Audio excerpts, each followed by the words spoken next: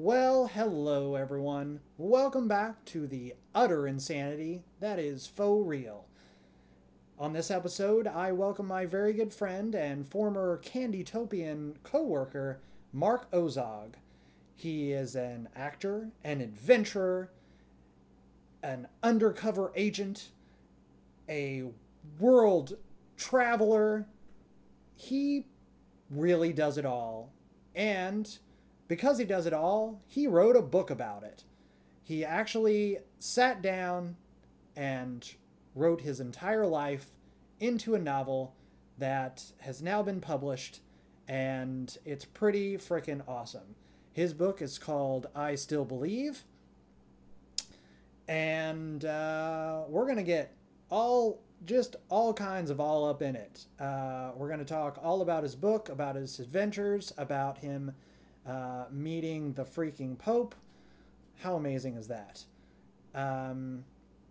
Guys, I do want to mention that we recorded this episode at Mark's house. Usually I'm in the studio. I very much enjoy recording in the studio. It's a professional, safe place where I know that the walls are cushioned and that there's not going to be any weird sounds going on. Unfortunately, there are a few bumps, a few clicks, a few pops. There are some audio things happening in this episode, but don't you fear, because it is an incredible episode. Mark is just a really inspiring, kick-ass dude. You're really going to enjoy our conversation. As I like to say, let's get to it. Here's an all-new episode of Faux Real with my very special guest, Mark Ozog.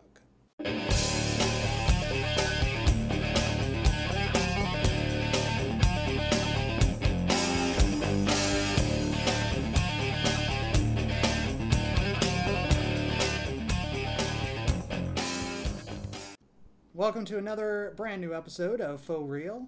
I am here with my friend and very excellent guest, Mark Ozog. Mark is an actor and now a published author, which is what he is here with me to talk about. It's an autobiography, right? Pretty much, yeah. Okay, called I Still Believe, an inspirational journey. Memoirs of Mark from Michigan, who went to Hollywood, then conquered the world. Correct. Welcome, Mark. Thank you for having me, Devlin. Thank you. How you doing? Good. How are you? Excellent. So, Mark, let's get right into it. Tell me all about your journey. Tell me how this book came together.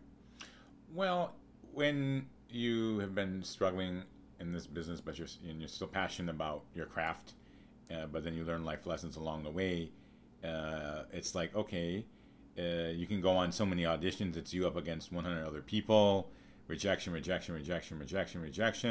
One callback, rejection, one callback. Okay, then you're another callback. Okay, you're almost there. Rejection. You know, you get it. So it's like it can only do so much for you. So anyway, so how it all came about really was, you know, one of my major, I guess if you want to call it survival jobs as an actor was I was a public speaker for 15 years, and I got laid off 2 years ago. And the layoff was 47 people got let go on the same day. And I'm just thinking, I was a public speaker. I motivated mainly teenagers going for their aspirations, their goals in life, their inspiration. But what about my own at the same time? So, you know, practice what you preach. So then I'm thinking, like, you know what? I've had experiences with that. I've had experiences in Hollywood and all capacities, from stage to films to award shows to TV shows to you name it, and travels at the same time throughout the world. And so I wanted to like bring both of them together. So that's how this all came about. Okay. And I doubt my mother's listening, but she says, oh, she wrote a book 2 years ago when she celebrated 50 years of marriage to my father, but it was mainly for like the family to enjoy. So I had to throw that in there. Thank you for inspiring me to do this. So yes, it is autobiographical, but it also illustrates a point, like, how can I achieve something? And this is, I just use myself as an example, but always going back to the reader, how can you go for your goals in life? If it's if it's acting, if it's music, if it's going back to school, getting your master's, getting your real estate license, traveling, quitting a job that you hate for 10 years and to do something totally different, then it's there for you. And so that's the illustration with this book. That is truly amazing. And you're doing so much. You did just pick up a whole different thing. You've been teaching. Yeah, with children in China. Yeah. And I mean, it's been a good experience. You know, I do it at my own leisure online, and I learn that it's a different culture at the same time, but I love teaching. So that's good too. You know, but it goes hand in hand, teaching and acting, and they say, "Oh, you're very good." Just sometimes the students are like, you know, I'm very creative, and you know, if they don't understand something, it's like mimicking something. So it's great to do that, to act, to be interactive and that sort of thing. You know, but also being a public speaker for all those years helped too at the same time. Yeah, sure. Of course, that's what our job is all about. You you have to present yourself in a certain way, and you got to be on par with people. And do you speak any Chinese? A little bit. Ni hao. Ni hao ma. How are you? Hello. Ni hao. Shishi ni. That's it. And we can't speak Chinese to them. They won't allow us. You know. Because they have to speak English. But then I hear in the background, then if they don't get something right and they're with their teacher or their parent, and they're like, meh. And so we're like, oh, okay, I think now I know what that means. Okay, like I'm not getting it. Or what is this guy talking about? Mr. Teacher, Mr. Teacher. Yeah. You've told me you've had some very interesting times teaching these students so far. Well, I just think, I mean, I don't know if you know another language besides English, but what, did you take a foreign language in high school? I took 4 years of French in high school, and I took a trip with the French club, and we went to, you know, all the cliche sites. We went to London, Italy, and France, and went to Louvre, saw the Arc de Triomphe, and went to the fountain in Rome, and all that kind of stuff. But I never really, in all those 4 years, I never picked it up. And of course, if you don't use it, it falls right out of your head. So, you know.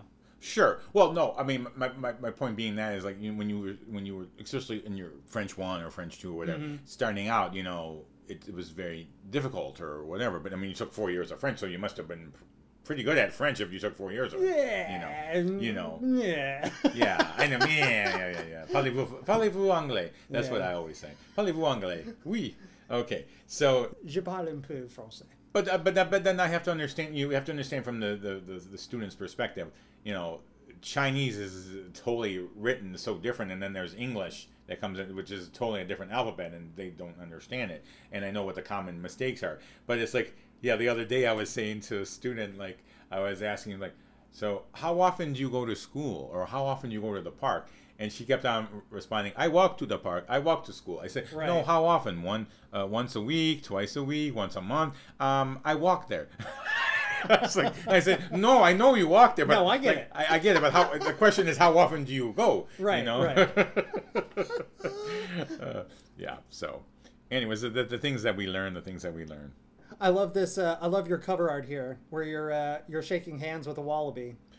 You know what? And I'm glad you got that right, because most people think it's a kangaroo. No, that's a wallaby. Yeah, but it is a wallaby. But most people think it's a kangaroo. Yeah, definitely a wallaby. Yeah. But nevertheless, wallaby, kangaroo, native to Australia. So, right. So the whole point is, this is Australia. Yeah. Yeah.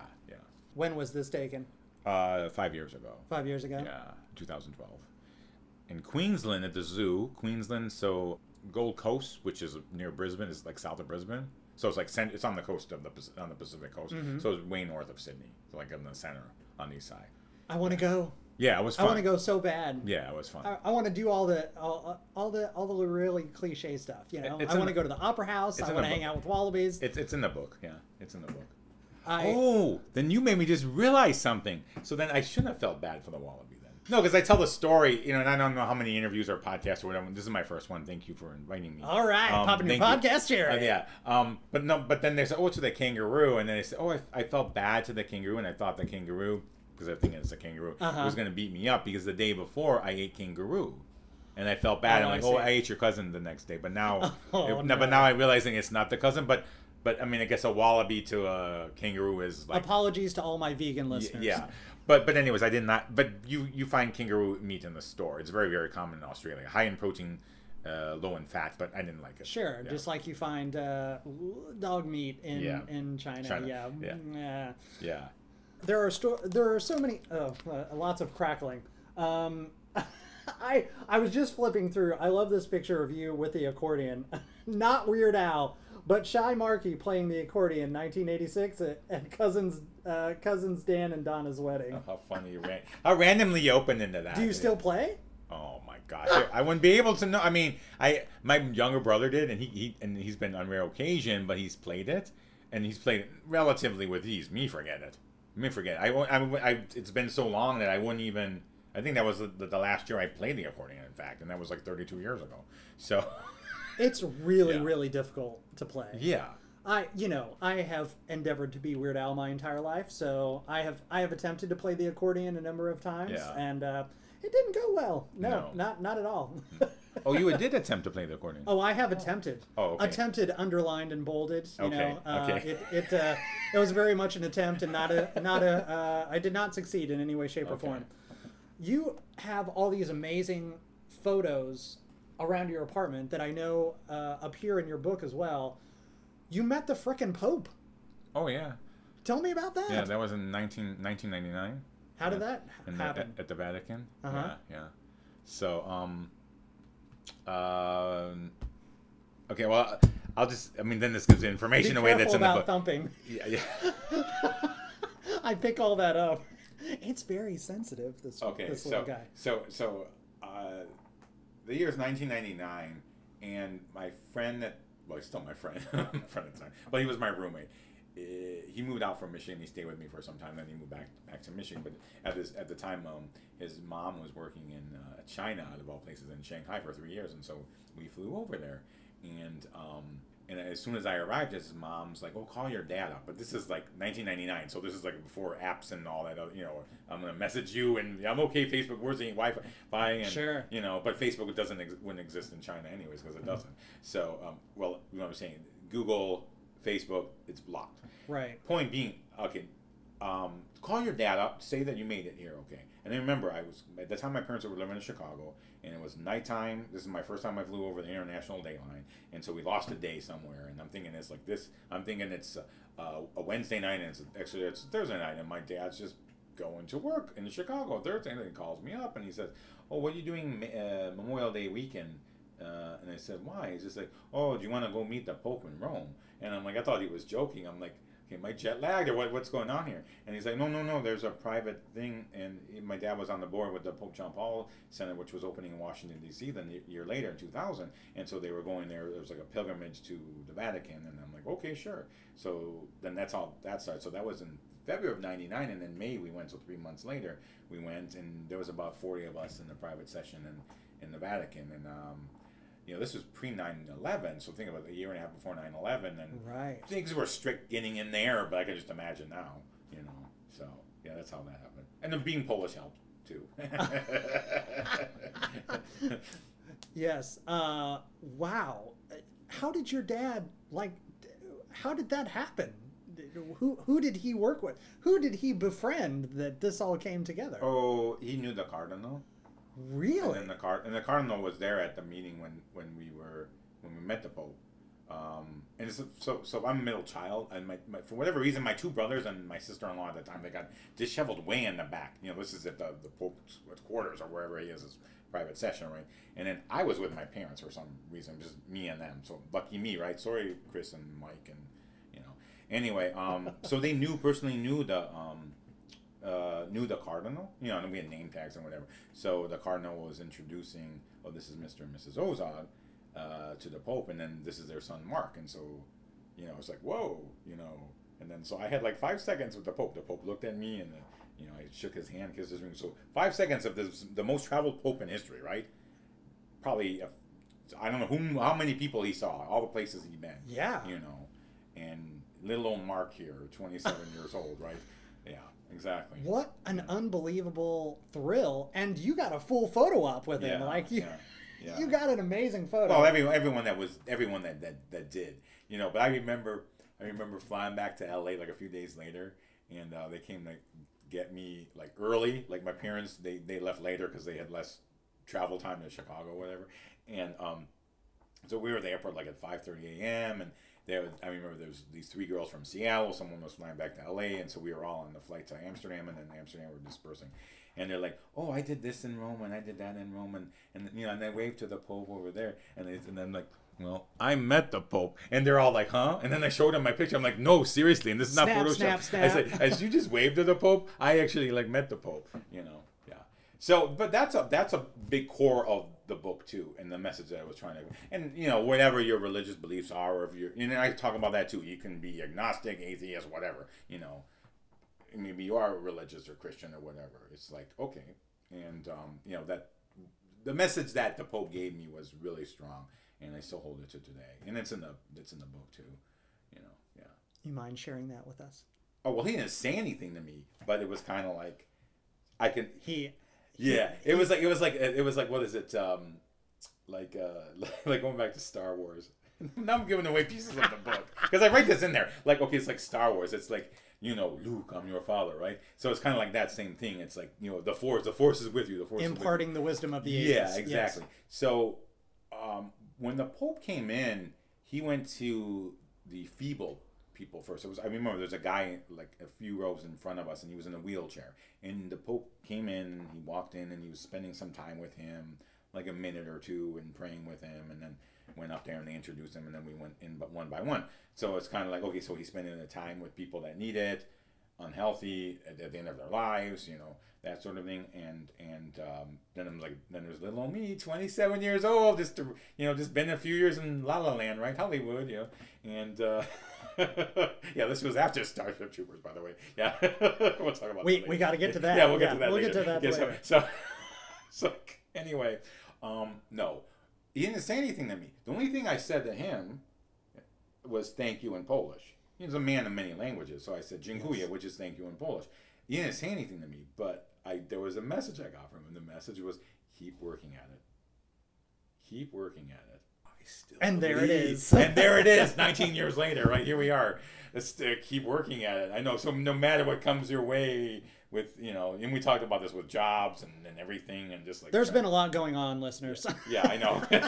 Behind the scenes. I know, there's all sorts of turmoil happening. It's like he didn't have to say anything. And it wasn't, and right. it wasn't, and then after that, it wasn't like I was like, some, I guess, I'm not a cocky person, but some cocky people were like, what did, the Pope, what, I need to work on it, what? It was more like, yeah, I have my whole life ahead of me, so it's like, he just met someone that may not make it till tomorrow. I'm just saying, but we never know when we're going to go or whatever. So I still believe, but going to these passions and these goals in life on that. So, yeah. I mean, it was more of like constructive criticism. It's like, I don't know about you, but you remember like when you're, I don't know, like I was on a swim team or I did something wrong or whatever, or you're in an acting class and it's like, no, you need to do this and this and this. And then you always improved yourself. So that's how I felt about that message. Like, oh, it's constructive criticism. Yes, I need to work on myself. But it wasn't like I was like pissed or depressed or anything like that. It was kind of like, oh, cool, I got a message from the Pope. Here we are, Yeah. That is quite incredible. Yeah. It's so amazing that so many people think about writing a book. Oh, I should write a book. Well, okay. But yeah, most people never really do. And to put this all together, and you have, I mean, this is just an endless amount of stories. And it's not just about your trajectory through the career, but it's all of your life adventures and all the great things. Every time I randomly flip through here, there's just a whole other novel of an experience, meeting Florence Henderson in Beverly Hills in 2013. Yeah. I mean, and you've got there's a picture on the wall behind us with you and it's Angelina Jolie, right? Mm-hmm. That's also in the book too. Yeah. Oh my gosh. And she was really nice to me. And let's try to keep it G or PG. Oh, I didn't realize that story was rated R. Now you have to talk about it. No, I'm joking. There was no rated R. Triple X. Let's go into that, Mark. There was no rated R on that. It was at the SAG Awards, so there was no rated R. Okay, I see. That's still pretty awesome. That's pretty cool. Yeah. You and I have both worked on all these random projects in varying capacities. And listen, I bring this up constantly on the show, and it's something that I really feel strongly about, because it really upsets me that background gets such a bad name in this town, because it's another job. It's something that, listen, we all have to keep a roof over our heads. And as actors, we want to be on set. You know, we want to work in the environment that we're striving towards to be on in a bigger capacity. And I continue to advocate for people, especially when they're starting out doing background. I actually just got into a heated Facebook discussion with a pretty big talent manager the other day. I was part of this Facebook group for talent managers, and they offer quote free advice, and I say quote because they're always trying to get you to take their workshops and classes, of course. But it seemed to be a pretty good resource, and I got on there, and I actually picked up a talent manager pretty quickly, which was awesome. And then I ended up getting into this argument with one of the administrators, the main talent manager of the site, because someone on the board had asked about background and was immediately shot down, was immediately told, you really shouldn't do that if you can at all help it, because if the casting community finds out that you've been doing background, you're most likely to get blacklisted, you're most likely to be looked over, and all this stuff. And I'm like, I am livid. What? I'm reading this, and I want to strangle somebody. So I very calmly and professionally replied to this person and said what I just told you. I said, background is an incredible resource. Absolutely do it. Do as much background as you can. Of course, if you're just starting out, do as many student films as you can. Be on any and every set you can get yourself on to get that on-set experience, right? And you never know. You never know when you're going to randomly get picked to, maybe be featured, maybe thrown a line, maybe get pulled in as a stand-in or as a photo double. I see it happen to people on sets all the time. It's never happened to me, but it's an absolute joy. As you know, I've been here in LA for just over 6 years, and I've made so many friends just being on set doing background. I'll shut up about me. Let's talk more about you. That's fine, because my whole thing on background extra work in the book is Brad Pitt, Lucille Ball, Rudolph Valentino. They all started as extras. Yeah. So anyway, so that's how that started, and so going back to my layoff of the job. So then which I really did like that job. I did like speaking and then traveling, and it was never, but it's like, okay, I don't want to do this forever. Like, I don't want to teach Chinese students forever either, but it's like but it's a great survival job, as far as it's something more interesting than waiting tables. But I'm sure waiting tables, you meet a lot of people too, so maybe someone can write on that. But you were saying about people say I should write a book on this or whatever, and so was it about a week or two ago? So one of my high school friends, he travels more than I do. He's Greek American, but he's always constantly he comes back he lives in Michigan most of the year, but then he works and then he goes travel somewhere. So then he was out somewhere in remote island in Greece, and someone posted on Facebook, "Oh, you should write a book on all your adventures." And so then I'm like, "Yeah, you should." Hint, hint, hint, hint, hint. Hey, come get my book. And he knows about my book. So he's like, yeah. Hey, okay. Yeah, but you're right, though. It's people say, oh, you should write a book about this. So I'm like, okay, so then I guess I will. I guess I did. Yeah, so that's Here I go. Yeah. But I didn't think it was going to turn out the way, well, you never know. You never know about life. I didn't think it would turn out the way that it did. It was just picture it. April 2017. I'm at the local Starbucks, and I just got a paper and pen, and I just started writing. And it took me 4 months to write it, and then I submitted it to the publisher, and they got back to me within a week that they wanted to publish it. And then a year for them to like do the whole editing and everything else. So think about 4 months to write it and then a year to edit it to get the final product 16 months later. So, but I kind of had all this stuff in my head, so I can just imagine, you know, when you get writer's block and you have to put things down and come up and this and that and everything. Am I doing this right? Does this make sense? And you know, but to me, I felt like this was an easy approach because it's memoir, so it's like different chapters of life or different situations that happen. You know, so it was like easy to do that. But then somebody was like, how do you remember all this? You know, this is going back from the late 70s to current time. You know, yeah. How do you remember? I don't know, because I have a freak mind, man. Obviously so. So much information. It's like, okay, so when I die, I should donate my brain to science because I just like have such a warped memory. You know, but think about it. As an actor, you have so many lines to memorize too at the same time. You know, yeah.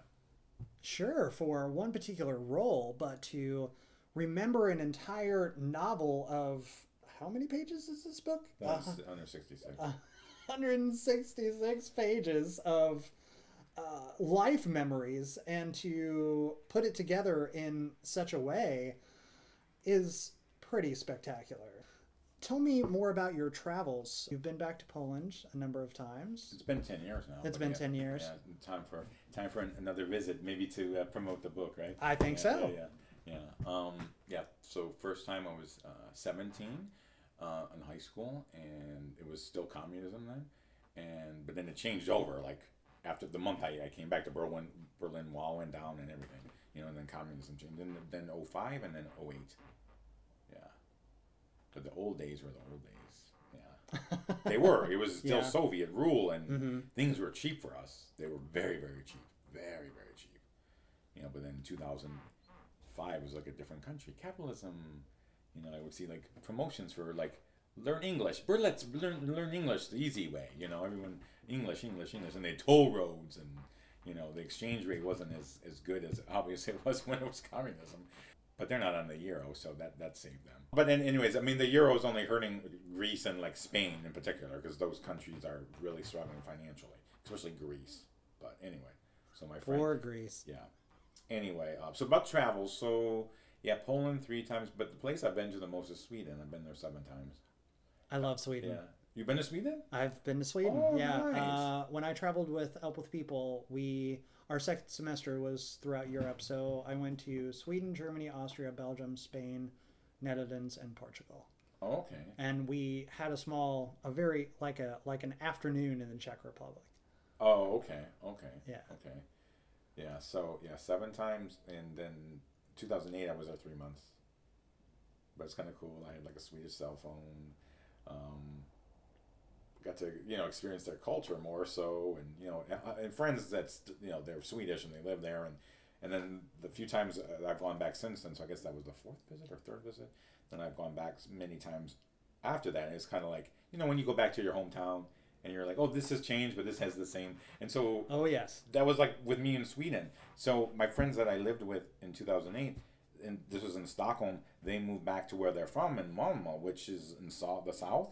And so the nearest major airport's Copenhagen. So you typically would fly into Denmark and then take the train over from Copenhagen to them.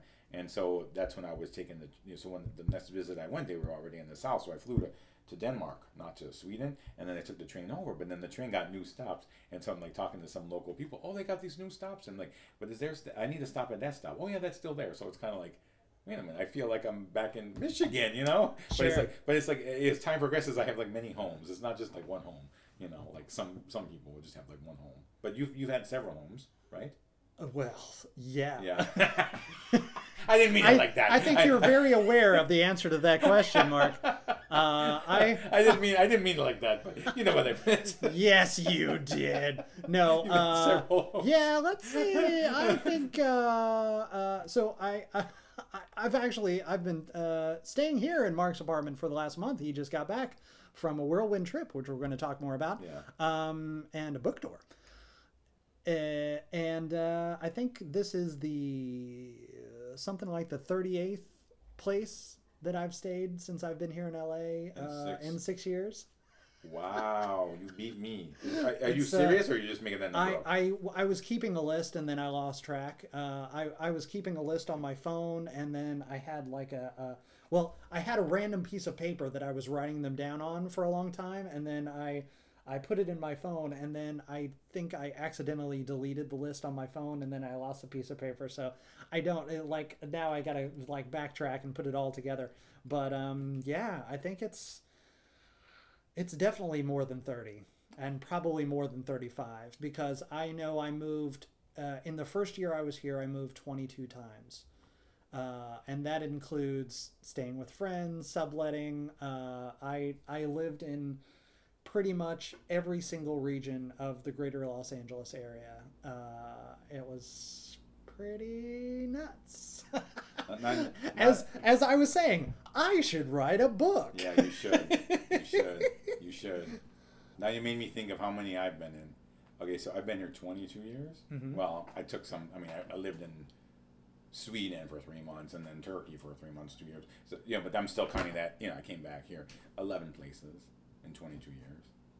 I know it's not your 30 That's something. not bad. It's That's not bad. That's a pretty good run, actually. And this is my longest place right now where you're sitting. I've been here 8 years. That's awesome. So before that, And this is like, a good yeah. place to be too. Yeah. This is a good area. Tell me more about your family. So your dad is obviously he's in the Illuminati. Yeah, he's high up there. He's hitting it up with there's the cardinal and the pope, and there's some secrets that he won't pulling a lot of strings over there. Yeah. So pretty much born and raised Roman Catholic. My dad's one of 13 kids in his family, so huge family. It's in the book too. He's number 9, so one of the younger ones in his family. My mother's this is one of 2, but she's really close to all her extended cousins and whatnot. So huge family. But as far as my immediate family, I'm the Peter Brady. Without the sisters though. Without the sisters, but yeah. So, and what else you want to know about them? Well, I want to hear more about the Illuminati. Obviously, okay. I mean, okay. all the things that are going behind the scenes that led up to that Pope meeting. That's really fascinating. Well, you know what? Then it's like, I mean, are you a fan of Dan Brown? You know, and his Da Vinci Code, yeah, right. And those kind of like, sure, yeah, like how can you not be? Yeah. He's an incredible writer. Yeah, so mysteries like that. Not that I'm going to be a mystery person, because there was that aspect of this in here, you know.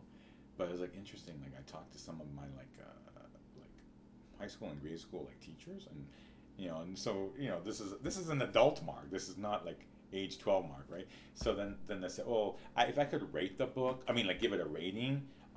It would be like PG, maybe some parts PG-13. But then I would say, if you can handle any James Bond movie, that's the most extreme that this. So it's an action thriller, is what you're saying? Well, I wouldn't say. Well, some parts are, especially when I was in Panama and Morocco. Really? I'll tell you that. Yeah. Holy crap, man! I gotta sit down and read this book.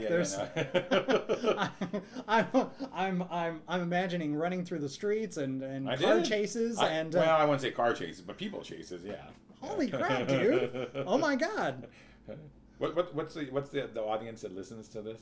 No one listens to the show. No, there's actually. Actually, I have a pretty incredible listening audience. This goes out to I mean, it changes every episode. It really does. But I actually have a female leaning audience, believe it or not. Okay. A lot more, you know, because I go back through the stats on Libsyn, and like that's all very boring. Yeah. No. I mean, I guess is like, this is not like a young audience isn't listening to this show, or you don't know. I mean, sometimes, yeah. It's generally 22 to like 38 is my. Oh, then this is fine. Then yeah, that's fine. Yeah. This is just totally of the generation. Don't worry. Oh, okay.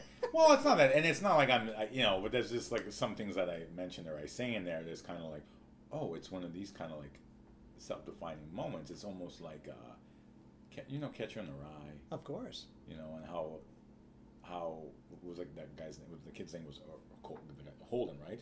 And what he was like self-discovering, and so there were certain points in that where I was like self-discovering, you know. And people could say, "Oh, what happened, Mark?" But I didn't say. And Crayons want to know twist the mustache a little bit. Who is this? What is this? Yeah, what's going on? Well, I think that's one of the great that's really the inspiration for life, isn't it? To be curious, to be inquisitive. You know, we have to keep asking questions. I'm very curious about your dad's Illuminati ties, so I will do more research on that later after the show. Really? Okay. I want to see what else you've been up to. Okay. But I'm kidding. It's general knowledge. Okay, so yeah, okay, I got you. So. Who knows who is actually listening to this show? They might be wiretapping this as we speak. I mean, you should see Mark's face right now. Well, there's a part where I went to Russia and I just gotta swear, you know. What? Yeah. Oh my God! I got to do more research before I start doing episodes. Yeah, man. Russia was very, very interesting. Yeah, nevertheless, I felt like a spy. That's why I said that James Bond. Russia. Yeah, I say Russia was Russia, Turkey, Panama, Morocco, and Argentina. I felt like I was James Bond in those places. Yeah, at times. Not the whole time I was there, but just like, you know, the whole sense of it. You know. And you were studying? You were undercover? No, I was not. I was visiting or going through. Oh, okay. Like in Russia, it was a layover. Just traveling. Yeah. Okay. But then I'm thinking like, well, half those locations I went to by myself. Maybe that's why, like International Man of Mystery or whatever. But no. Yeah, baby. But Morocco, I went. But Morocco, I was with friends. Argentina, I went by myself, but I met friends there in Argentina who are now my life friends. Panama, no, I went by myself. So yeah, that was. I think one of the longest chapters is on Central America, just because so much stuff happened in Central America. Yeah, that's one of the longer chapters, Central America, because a lot was happening. Yeah. I can see it in your face that there was a lot that happened. I would love to hear about some of those things that.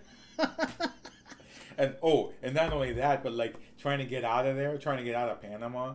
I remember, I'll never forget the day because I had to work the next day, but I had to come back from Panama to Costa Rica to LA, and the date was June 6, 2006. It was 666. Dun, dun, dun. Yeah, it was 666. And no matter how you write it, it's, I mean, even if you write it European style, which they put the date before the month, it's still going to be 666. So I was screwed anyway. Ooh, I'm like, and it's not like I had planned it that way. It was just the way I'm like, yeah. So the situation was like, oh my God, like I think I just had bad luck in Panama. And I think a lot of it was maybe where I stayed, and maybe because I was by myself, and then they're close to Colombia. But my understanding is Colombia has changed now. It's not so much into the drug lords. Maybe that's more Mexico. I don't know. Anyway,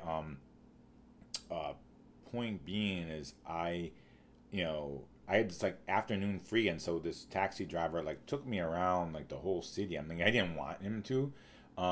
But you know, they want their money. They want and he said, he took me down where like it's like where like Long Beach, where the boats come in and all. You know, like if you go to sure, Long Beach, the pier, yeah, the pier or whatever. But then there's also like bars and restaurants and stuff around there. But it seemed like they were all like vacant. And he's telling me, oh yeah, there was a major drug bust there. He's telling this all in Spanish to me. Major drug bust there like a month ago, and there was like a shootout and this and that. I'm like, okay, I can just imagine. And I'm like, get me out of here, you know. And then he's taking me to this spot and that spot, and it seemed like half the tour was about like the drugs coming in and the shootings. And I'm like, can you just get me to the airport, you know? Then I get to the airport, and the guy's like, oh, wait, this was. Do you remember when they changed the whole thing on liquids? Oh, yeah, I don't. I'm trying to think. Maybe that might have been after that. Because, I mean, it was still after 9/11, but it was like... Yeah, pretty close to it. But it was like kind of like I had two different tickets. Like one ticket my company had paid for to Costa Rica, but it was the same airline. And basically he's telling me like I would have to take my luggage when I got to Costa Rica out and go through customs again. but I only had like an hour layover. I would have missed my connection to LA, and so I'm like arguing with him, and he's like, "No, you have to do it." And I said, "Well, why can't you just put it all the way through LA? It's the same airline." And Right. he's like, "No, no, no, no, no," and he was like yelling my ear off and stuff like that. And so I'm like, "Okay, I'm gonna be stuck. I'm gonna be stuck in Costa Rica, and I have to work tomorrow." And this is before, like I said, before the high. This is before Facebook. I mean, this is before any messaging or anything like that. I'm like, okay, so they're gonna be like, so where's Mark? He didn't show up for work. I mean, he's down in Central America. What's going on with him? So, but the best news was like when I flew. It's of course, and it's 666. Then when I flew into Costa Rica, which is like totally like more Americanized, and now even more so. And the airline apologized for everything that happened in Panama, and they rebooked on a first class ticket for me. To LA, and then I didn't have to worry about the bags because I thought I had to go and get the bags and then go through customs there, and then that would have taken too much time. But they said no, the bag went all the way through, and they said, "Mr. Ozog, sorry for your inconvenience. You're in the third row." And I was like so exhausted, I didn't really get to enjoy first class. And it was the first time I flew first class ever. And I remember there was this guy in front of me, this Latino, like this big guy with like the Panama hat on, and with he would be like the Godfather, with the cigar smoking, like I'm like the king or whatever. Don Corleone. Don Corleone. So we barely even sat down, and he wants this and he wants that and he wants this and he wants that. Me, I'm just so exhausted because, but mind you, I'm going through the drug lords of Panama on that tour, and I'm gonna get to the airport, so I'm stressed enough as it is. So I'm like, I just want to sleep. So I didn't get to like really enjoy my 5-hour first class flight back to LA. So because I just wanted to sleep, but. Wow. But there's more that happened even before that. But I don't want to give it away. But that's where the jingle. You don't want to give it away. That's what this show is all about. Then no one's gonna pay $22 for my book. Guys, you gotta buy the book. Yeah, it's $22. Yeah. Maybe if you get it on Amazon, maybe some of you have Amazon Prime and you can get it for even less than that. Yeah, definitely get Amazon Prime, guys. They're not a sponsor on the show, but they totally should be because I use them a lot. Yeah. Okay, so what? Yeah. Did you have that experience? Well, you didn't really get to have the first class experience, I guess. No. But no. And then the second time I went first class was when my grandmother was dying and she passed away. But she passed away like 10 days after that. But I was rushing to get back, and so I got in first class, and then so I didn't get to really enjoy that one either. Yeah, but to Australia I flew back from first class, so that one I did get to enjoy. That's a nice long flight too. Hence the yes, with the wallaby. With the wallaby, not the kangaroo. Yeah. Wallaby. Read the book on what happened in Panama before that. I didn't think I was going to make it out alive because everything led to something. This and where I was staying and.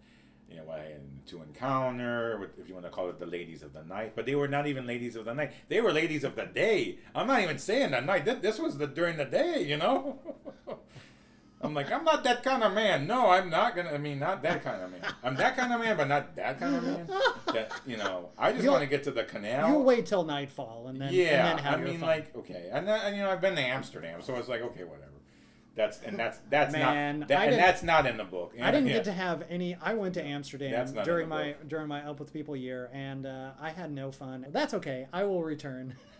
So you were in college when you went to or high school? I was in between college. I took a year of community college. Then I did Up With People. Then I came back and finished community college, which about killed me mentally and spiritually because I was like, I just traveled the world. I literally traveled the world. I get you. I went on a performance tour. Yeah.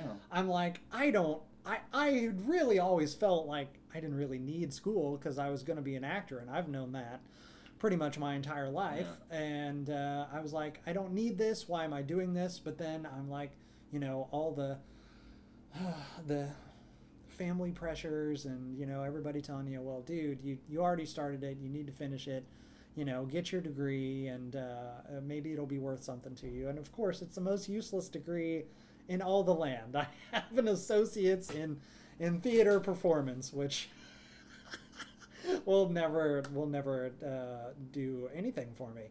But yeah, I took that year right in the middle. That was really the heaviest year of my life for many reasons. I was going on a journey that I had never experienced. I was in Europe for the first time. I was surrounded by all of these people that I had, I had never met before. Of course, we all bonded together and we all became a family. But right out of the gate, when I started my staging, which was at the very beginning of our year, I got a phone call from my mom telling me that she had cancer. She had throat cancer, and obviously this was, it was devastating. I didn't know how to take that. I'd never I never experienced anything like that. I never really been around anyone with cancer. I didn't have any knowledge of cancer. It was the first time that anything like this had presented itself in my life, and I was nowhere near home. Like I was, I was already there. I couldn't come back home. All of this money had been put into getting me into the program, so it was it was again, I should write a book too. No. Well, you know what? By the way, listeners, my mom is a 2-time cancer survivor. She's the strongest freaking person on the entire planet. I love you, Mom. You're awesome. Very good. No, my mother had breast cancer, so I totally get you. Yeah, I totally got you. Yeah. Nice. Both survived. Yeah. So, yeah. Obviously, yeah. That's good. Yeah. But you were just saying go write a book. I mean, hey, that's one of the things. Hey, go. What are you in there? So then I'm going to think of some people. No, Mark, you wrote a book, so now I'm going to write a book. Okay, well, there's the tools. Go and do it. Yeah. That's what I should have been doing while you were gone, is writing my book. Well, you would have been, according to but my I didn't do it. According to my theory, you would have been a fourth of the way there because it took me 4 That's months, true. right? That's yeah. true. Yeah, it took me 4 months. Yeah. You just started your book tour? Yes, I did. So I've had two places now. My next one will be my first West Coast or California tour, and that's signing, and it's on the 18th. So that'll be my third one. Yeah. And where is that? Are you doing it? It's in LA. Yeah. Okay. Yeah. Do you know specifically where? Is it at a bookstore or? No, it's at Polka, Polish restaurant in Eagle Rock, Los Oh, Angeles. okay. Yeah. So Eagle Rock is like north of on the 2. So it's like between Glendale and Pasadena, basically like South Glendale. And we'll talk a lot more about that and all about your book and your tour when we come back. There are many things that bring me joy. 80s cartoons, jelly-filled donuts, superhero movies, meeting new dogs, especially little fluffy puppies. But the thing that brings me the most joy in this life is a good night's rest. And there's no better way to get your Z's than on a Casper mattress.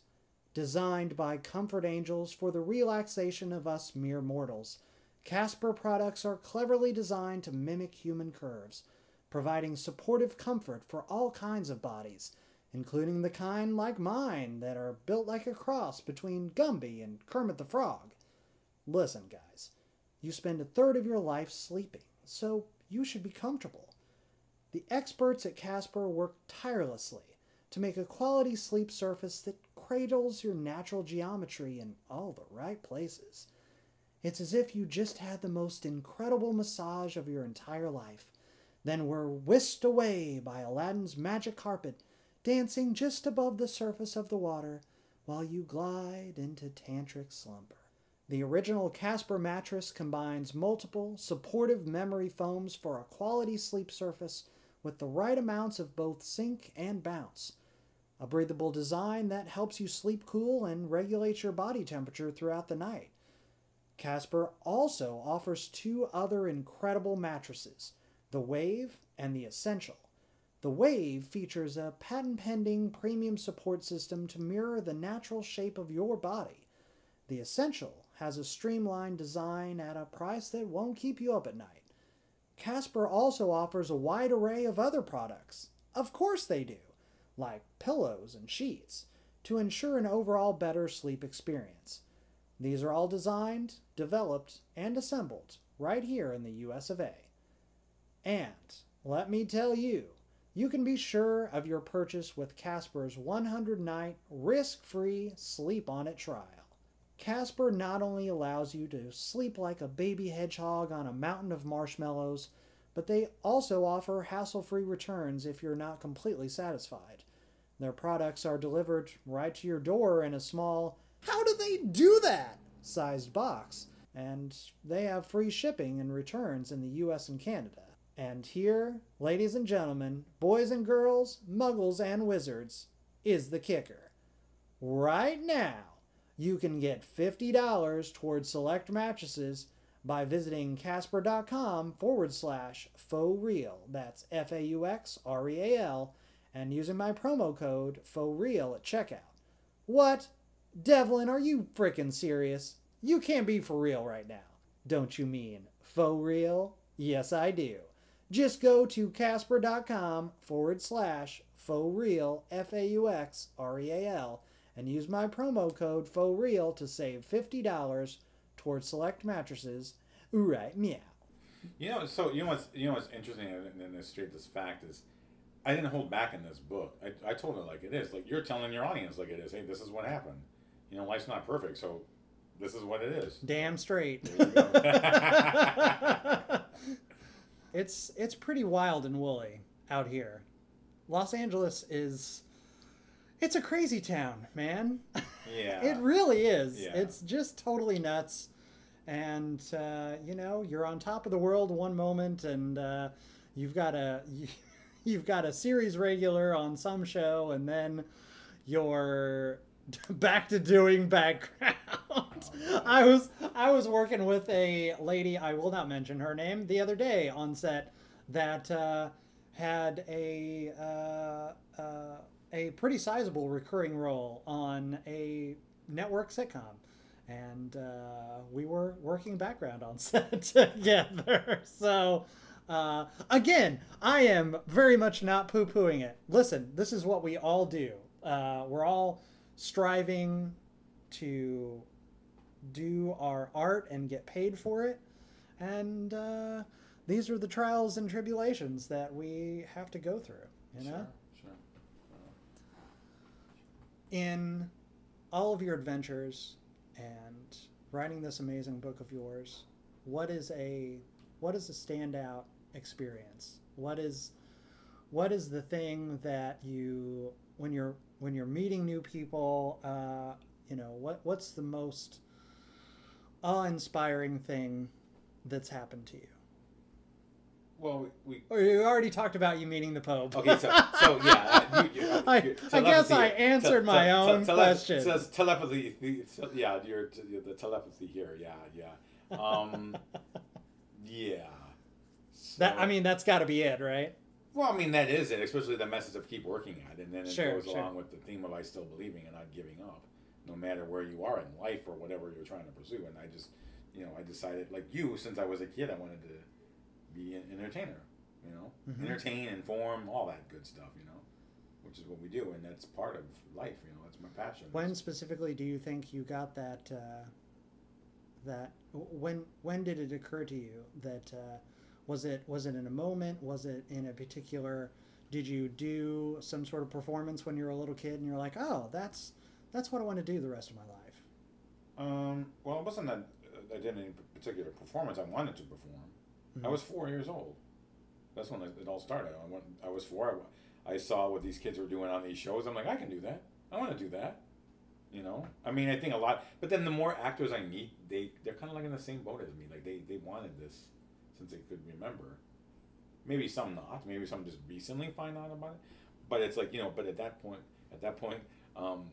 it was strictly acting. But now it's like, I've opened this whole world up, especially now that I wrote this book. And I love to write too.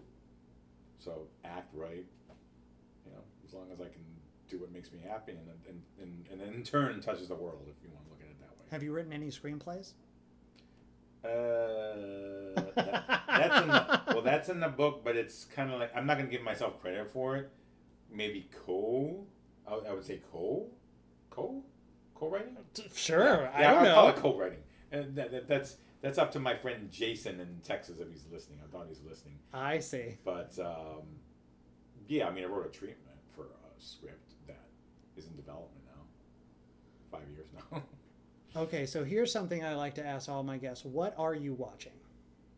Like what is your, or tell me about a show or project that truly inspired you. What is something that you watched and you're like, so you were watching things when you were 4, you're like, I can totally do that. What's something like within the last I don't know, 5 years that you're reading my mind. I love it. You're reading my mind. I mean, you are. Ooh.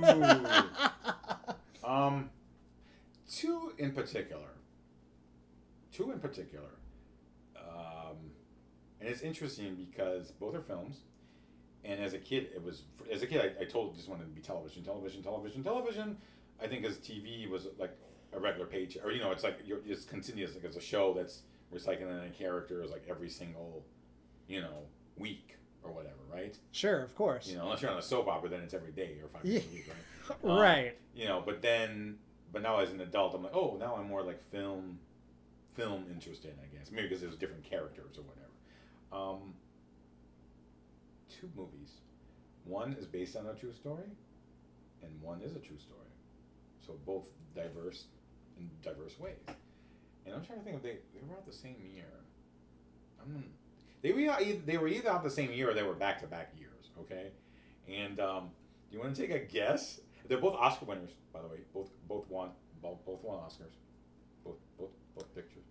Listen, I could speculate all day, but you're not gonna guess it. You're not gonna guess it. I'm not gonna get that. There are so many.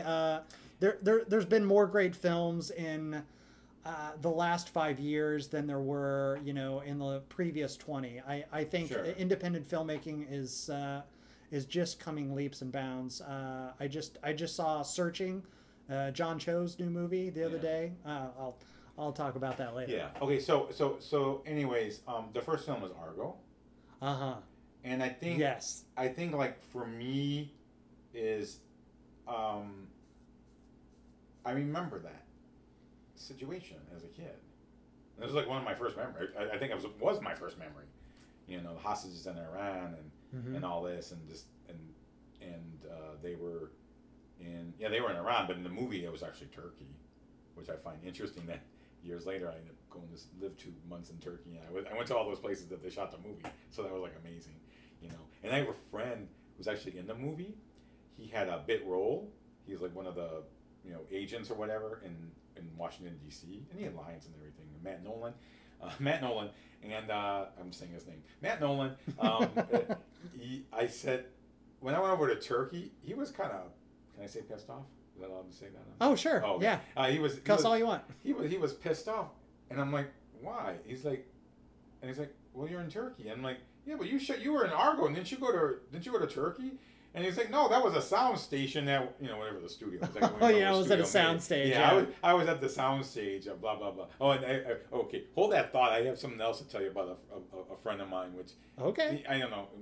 Maybe he won't listen to this show. He might get pissed off. Oh, they're all listening. Whatever. I already talked to your mom. She's definitely listening right now. So anyways, no, he's like, I didn't go to the Blue Mosque. I was not in Istanbul. I did not go. I'm like, but they shot the crew went. I didn't go. They went to shoot. Right. Ben Affleck went because Hollywood magic. I know exactly. And I'm like, what? You didn't go to? No, I stayed in L.A. the whole time. I'm like, what? Come on now. Where it's safe? Question mark. Yeah.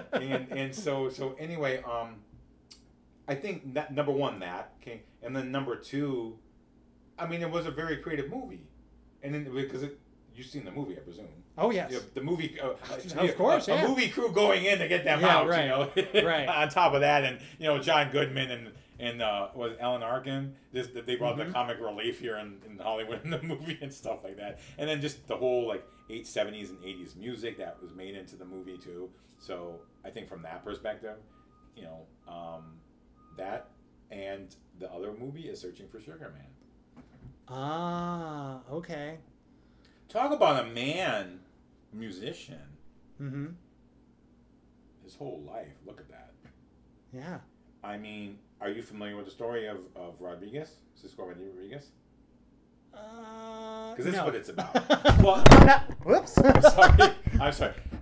Just break my equipment, why don't you, Mark?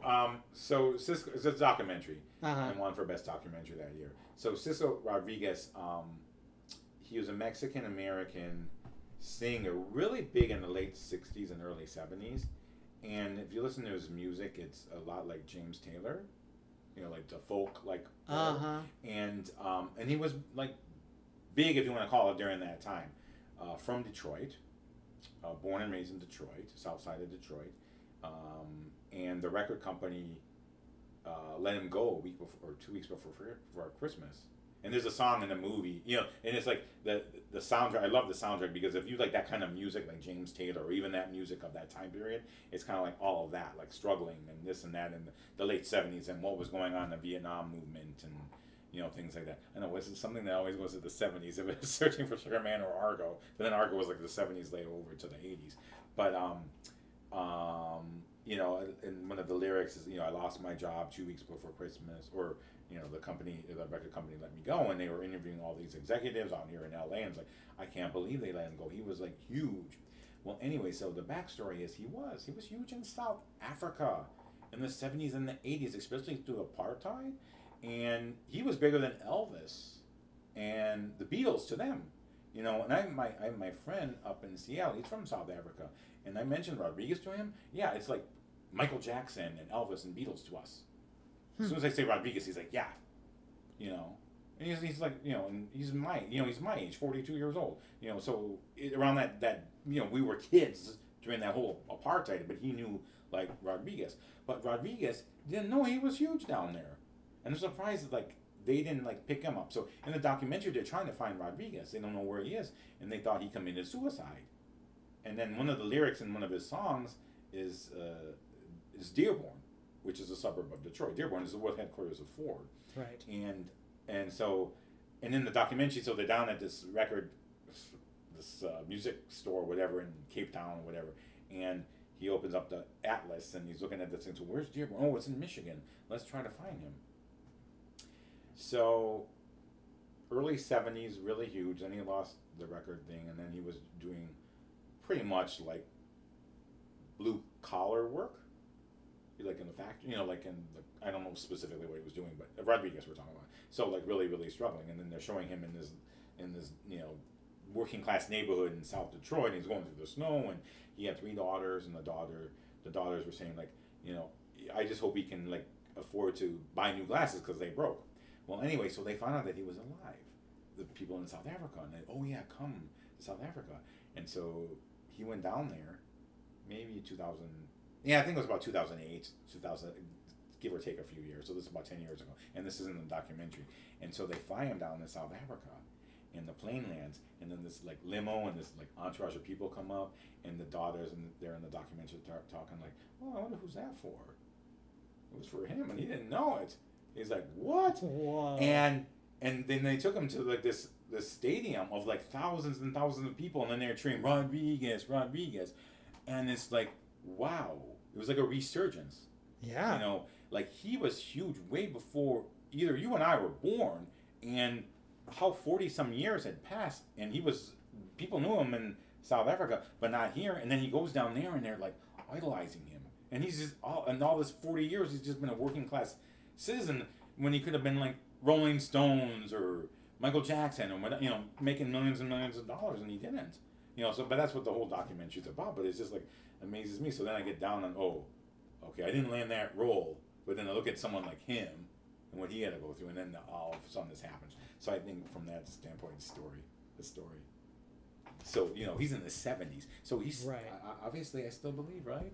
And then then after that he did like the whole tour and everything, and he was like on Letterman and all that. I mean, after that whole thing, as you do, yeah. And even when the movie came out, but like the ironic thing through all this, because they thought he committed suicide, so the director won best documentary that year. He ended up committing suicide. And did you hear about that? And he really did. Really? Yes. Like I want to say a year or two after he got the Oscar. Oh wow. Yeah. So just because you have an Oscar doesn't mean that life is all. Oh no. Yeah. It's not like it's gonna change your world. I mean, look at Anthony Bourdain, Kate Spade. I mean, stuff like that. But that's a different subject. So and that's kind of touched on my book too, but that's a different time, a different place. That what man, very much like your book. What an inspiring tale. I got to watch that movie now. Like I gotta check that out. Yeah, exactly. Wow. So you haven't seen it? No, I know I haven't seen it. Wow. No, I have it here somewhere. Oh, okay. All right. Well, we'll find it. Yeah. Check it out. Yeah. Yeah. So I didn't mean to go on a tangent on, but you asked me. So what? No, so I would think with those two at the same time is so when this was it must have been 2012. So 2013. So I guess it's more than 5 years. Time flies like that, right? So 2013, my buddy Jason invited me down to Texas, and that's when we started doing a pre-production pre-writing on Rubber Bowl, which is a chapter in the book. So 1967, Akron Vulcans in Ohio, there was a scandal going on. There was like a minor league football league, and basically like the owner was Chicago Mafia money, and he created this team, but he never paid them, and then he was like laundering, and this has really happened. So we were looking at those two movies as examples because, hey, let's write this script about something that happened to his dad when he was on the football team in 1967 in Ohio.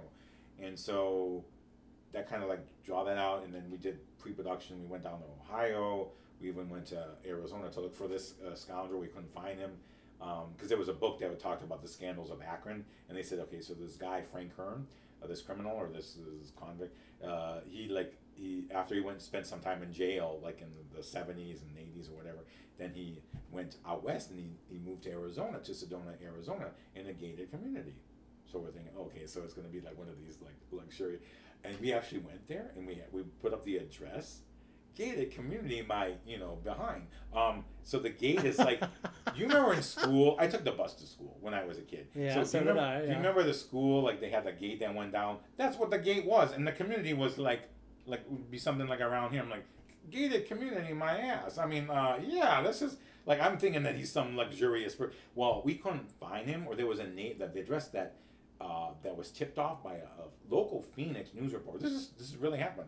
Local Phoenix. I know what a life I've had, huh? I'm telling you what. Yeah. And so that would be an extension of one of the chapters. But he tipped off that, hey, this is the address where you can supposedly find Frank Hearn, and this was a known address for him. So we went there, and the only thing is, he was not there. But then we ended up going to like these senior centers, these seniors' homes, and explaining the situation. But obviously, they're not going to tell us if they're there or they're not. They can't. They can't disclose that. Hey, right. We're here to look for Frank Hearn. But then for a while, you got to get some mustaches and fake noses. Then for a while, when you would Google Frank Hearn's name, my picture would show up because I was used as the cast to be Frank Hearn because I looked like him because he was. And they have a picture of him in the 60s, and then me of my suit so you would Google Frank Hearn Akron, and the picture would be me, not him. I mean, they would show up. So it's like, I'm like a criminal here or what? It's like. You've got wanted posters all throughout Ohio. Well, yeah. Now that this is all over the internet and everything else, and people are with you and the wallaby. Yeah, with me and the wallaby, not the kangaroo. Yeah. Holy crap! So does that explain does that answer your question about like what like recently has like inspired you and those three have? Yes, I am very satisfied with those answers. So the Rubber Bowl Project, the Argo, and then the Searching for Sugar Man. But I think I kind of knew that inside me that's what I wanted to do all along anyways, even from an earlier age. Like, oh, I can do that. But now it's like I like to tell stories of real people and true stories. And I know Hollywood's put so much emphasis into bang this and shoot that and this, that, and how many Fast and Furiouses can we have in Harry Potter's and all that stuff, and remakes like Magnum PI and MacGyver. We're just talking about and Hawaii Five-O. I mean, how can it's like those? It's like, is there any original? And they're bringing Buffy back too, which is a whole other episode. Yeah. My listeners know I am the #1 Buffy the Vampire Slayer fan in the world. Yeah. Oh my goodness. That is so unbelievable, So Mark. That's the message there. And we haven't even gotten to the how we got to know each other, which we Oh yeah, I know what a crazy job we had for 4 months. Huh? I'm telling you. Yeah, I know. Well, unique. It was fun. It was unique. Absolutely. Yeah, it was. Yeah. It was unique taking on the various hats of wonderful Candytopia. Yeah. And you, yeah. So yeah, we were coworkers at a very Willy Wonka-esque pop-up exhibition called Candytopia. The first one was in Santa Monica. We actually worked at the second location that it was at, right? Because it was at the East Santa LA. Monica airport hangar first. No. Right? The first one was in like east of downtown LA. Oh, that's right. But it was open for 1 day. Oh, that's right. Because the city's because I don't know. You gotta. Oops. Yeah, that's not. But something happened with the permits and whatever. And Sure. But I think it was better that it was in Santa Monica. They got more. Oh people yeah. to come in. Well, yeah. Right there near the Tens of thousands of people Right. came through, and we, Mark and I, actually got to. Well, Mark, do you want to tell them what happened? One of the very first times we were stationed together, we were in Calitopia. There were many different. There were like 8 different rooms. Don't What? Don't bring me into this. No, because at that time when I saw this celebrity come in, I said, "Is that who I think it is?" I didn't even say anything. I'm like, man, she looks familiar. Is that who I think it is? Mark was trying, yeah, because. But then I'm like, but I think it looks like an older relative of hers. I mean, that's what I was thinking. And then you came over and you said, older relative. I gotta edit that out now in case she's listening. An older relative. What are you talking about, man? She looks. I know she's my age. I know. She's as beautiful as she has ever been. She is gorgeous. What I meant was, it's like because you better take. She wasn't 20 years old anymore. That's what I was saying. But anyways, okay, you edit it out. So anyways, but I was thinking like, is this who I think it is? And I'm like, is that Buffy? Is that Sarah Michelle Gellar? And then I remember I was standing here, and then you came over. I'm like, oh, I'm gonna take a picture. And then you went up to her and was like, oh, can I take a picture of you? And then you took a picture. Because I'm totally shameless. Yeah, you had her. Which I got in trouble for, of course, because.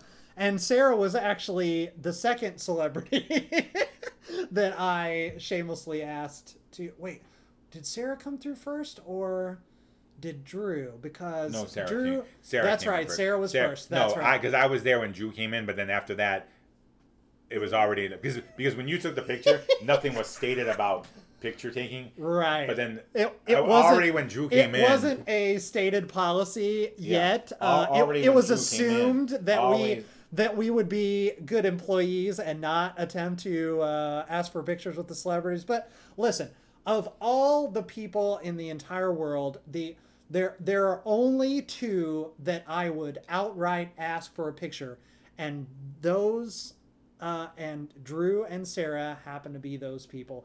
The only other one that I would consider is, of course, Weird Al, and I've met Weird Al 8 or 9 times over.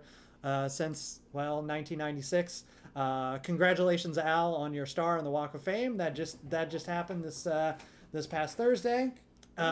Anyway, yeah, he got his star on the Walk of Fame. After all it's these only years? 30 years overdue, right? Wow, yeah. I know, I'm right? surprised. Yeah, Wow. Dr. Demento was there to speak, and Thomas Lennon. It was pretty awesome. Even though I was all the way frickin' Metro, man. I left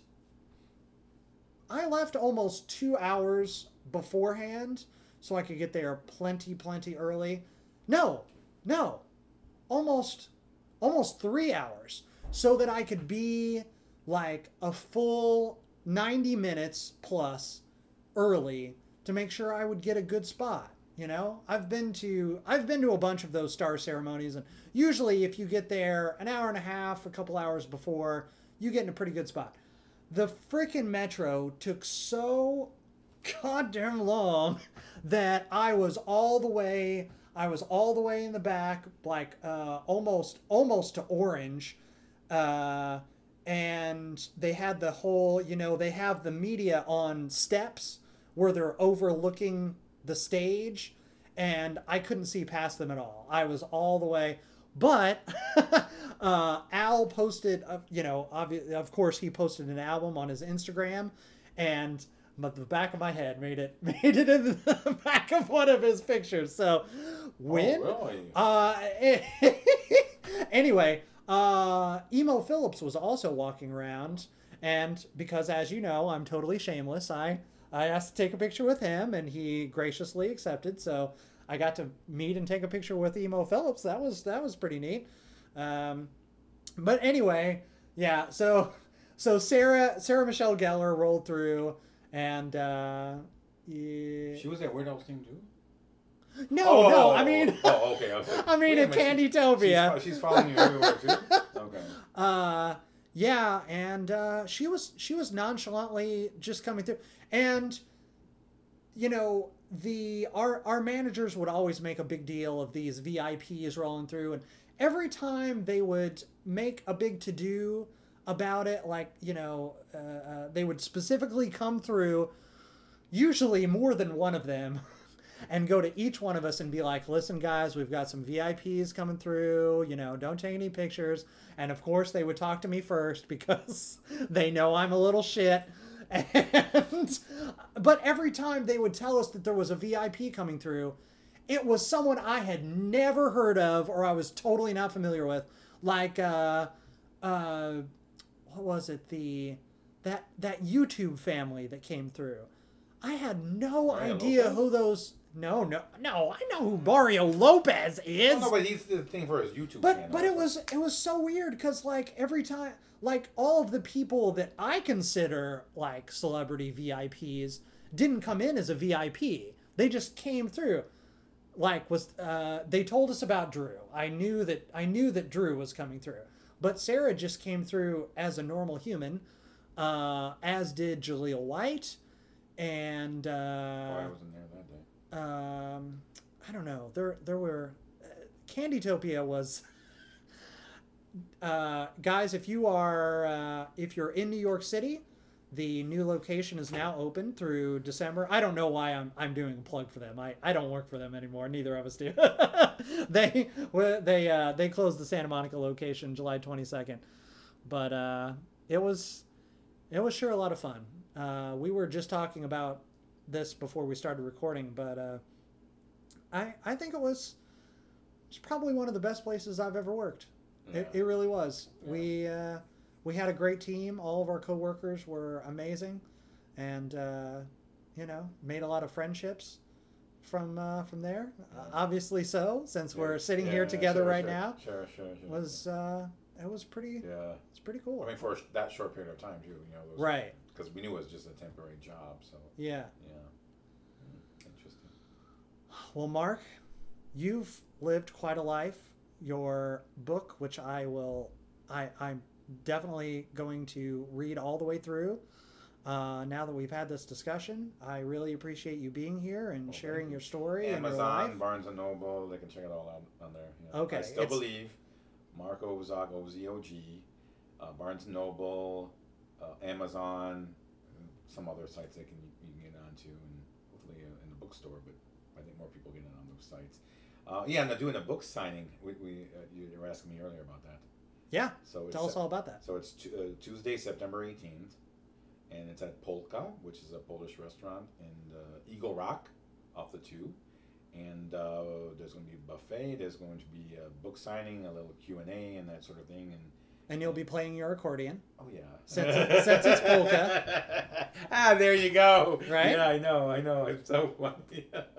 In your striped outfit. Yeah, and they're going to be. Yeah, but then so it's also now polka dots. There'll be some media there, so it'll be like a media event at the same time, and cool. So it's going to be a big to-do. That's awesome. Yeah, and then take it from there and just see what happens and go out and travel and my first published book. I never thought this would happen, but it happened. Yeah. And if someone would like to book you to come to their store and talk about your book, how would they get in touch with you? Oh, I have a website, markozog.com. Great. Or you can email me at markozog, the number 9, because we have 9 lives, which is being 9. markozog9 at gmail.com. Excellent. And are you on social media? Facebook. Mark A. Ozog. Awesome. And then Instagram is Wizard1218. Wizard1218. My birth date. Yeah, 12/18. Awesome. Yeah, which is the same birthday as Brad Pitt, who was with Angelina Jolie. Bringing it I all know. back around. Her and December 18th birthday boys, huh? But Brad Pitt will always be a lot older than me, that's for sure. He's Brad Pitt, I know. Yeah, you old fart. I know. Oh man, I'm definitely gonna have to have you back for part 2 and 3. We got a lot more to talk about. Well, I'll let you know about the book tour, and then once you read the book, you may have some other questions or some. Obviously, no doubt. Your listeners will listen or read the book, and they'll say like, "Oh, so Mark, tell me about this situation or that or what happened there or that sort of thing." So, yeah. Very cool. Thank you so much, Mark. Really appreciate it. Well, thanks for having me. Thanks for. Congratulations on continuing to believe. Congratulations on actually publishing a book and not just saying, I should write a book. Like I keep doing. Yeah. Well, like I said, I hope I'm there to inspire you and other people to do whatever they want to do or whatever is their passion in life, So we're taking from there. I do have a saying I like to say. Please. Throughout the book, it's a carpe diem. Mm-hmm. You remember Dead Poets Society? Of course. With, Robin Williams, and how he said, carpe diem, seize the moments. So that's what I say, seize the moments, go for them. Go for the goals and dreams in life and make them happen. If you perceive it, you will see it, and it will happen. Don't dream it, be it. Be it. Very good. I still believe. I still believe as well. Buy Mark's book everywhere books are sold and found. Thank you for joining us on this episode of Faux Real. See you on the next one.